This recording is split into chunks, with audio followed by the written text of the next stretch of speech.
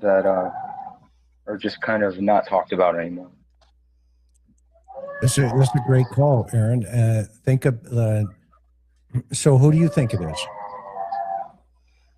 My original, when this day one, I thought it was the cartel because I feel like my gut just told me you come up there that prepared with the gun in the front, it just looked like either cartel, but then in an orbit like LD or someone even in Tucson, then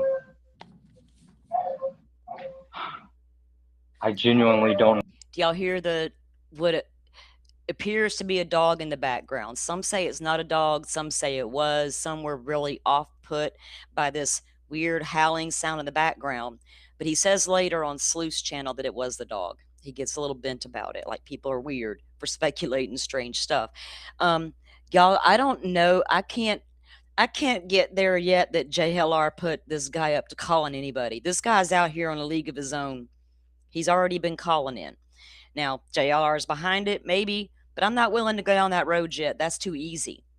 I'm not going to blame everything on JLR. He's a fucking idiot, but I'm not blaming everything on him until I get some proof. Would he put somebody up to calling up other shows? You'd think he'd put him up to calling his own show, right? That's how JLR operates. He puts his own fake callers onto his shows. Know who it is, but there was a lady early on that she was responsible for drawing out a lot of sketches and has like the Guinness Book of World Records, and she drew that sketch. And I wonder if you guys even the puzzle. Okay, that you've mentioned here. You mentioned the Zodiac. You mentioned Monk. You mentioned the backpack. Don't rest on the DNA. No vehicle. TMZ ransom note. Selected Savannah. LG connections. Levin. Listen or pay. Car driving around. And so and now you're in. Now we have the cartel.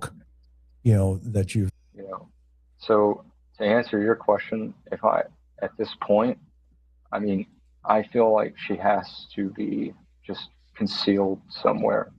And especially if it was, to me, concealing and disposing are two different things, and I don't even know which one it is.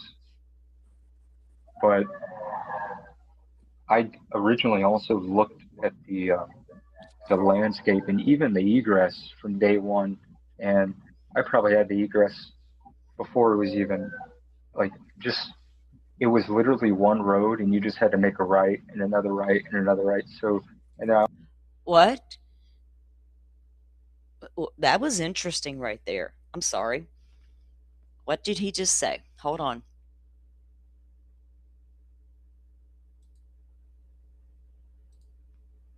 Look, it's going to be the landscape and even the egress from day one, and I probably had the egress before it was even like just it was literally one road and you just had to make a right and another right and another right. So and then I also looked at the mountains. You don't really want to go north, but yet that's maybe a great desolate place, but it just doesn't feel like they would have went north into the mountain. So south. I agree.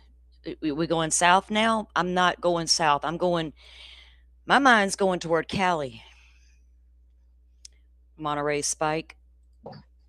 And the border being as close as it is just